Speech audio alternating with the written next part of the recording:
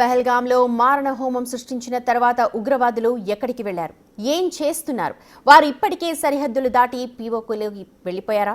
ఈ ప్రశ్నలన్నిటికీ ఇప్పుడు దిమ్మ తిరిగే సమాధానాలు చెప్తున్నారు నేషనల్ ఇన్వెస్టిగేషన్ ఏజెన్సీ అధికారులు. ఈ దాడిలో పాల్గొన్న ఉగ్రవాదులు ఇంకా కాశ్మీర్లోనే నక్కి ఉన్నట్టు అనుమానిస్తున్నారు. వీరంతా కూడా సౌత్ కాశ్మీర్లోనే ఉన్నారనేది ఎన్ఐఏ అనుమానం. ప్రస్తుతం వీరంతా అల్ట్రా సెక్యూర్డ్ కమ్యూనికేషన్ సిస్టమ్స్ ని వాడుతూ ఉన్నారు. అందుకే వారిని ట్రేస్ చేయడం కష్టంగా మారిందని అనుమానిస్తోంది ఎన్ఐఏ.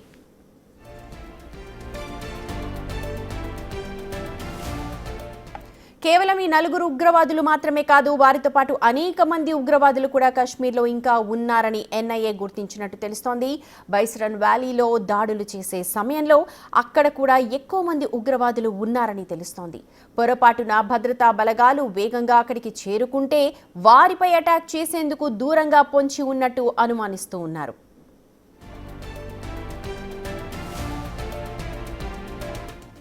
ఇక బైసరన్ వ్యాలీ కాల్పులపై దర్యాప్తు కొనసాగిస్తున్న ఎన్ఐఏ ఈ దాడిలో 4 ఉగ్రవాదులు కాల్పులు జరిపినట్టు గుర్తించింది. ఒకరు ఎగ్జిట్ గేట్ వద్ద, ఇద్దరు మెయిన్ గేట్ వద్ద, ఒకరు పైన్ ఫారెస్ట్ వైపు నుంచి కాల్పులు జరిపినట్టుగా గుర్తించారు. ఉగ్రవాదుల్లో ఇద్దరు ఆర్మీ దుస్తుల్లో ఉన్నారు.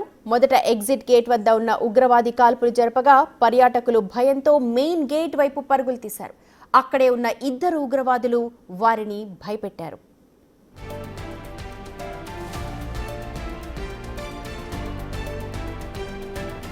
ప్రస్తుతం ఎన్ఐఏ వారిని జల్లెడ పట్టే పనిలో ఉంది. అయితే ఇక్కడ ఉగ్రవాదులు వాడుతున్న కమ్యూనికేషన్ సిస్టమ్ ని ఇక్కడ చూస్తూ ఉన్నారు. కమ్యూనికేషన్ కోసం ఉగ్రవాదులు ఉపయోగించిన ఫోన్లలో సిమ్ లేదని చెప్తున్నారు.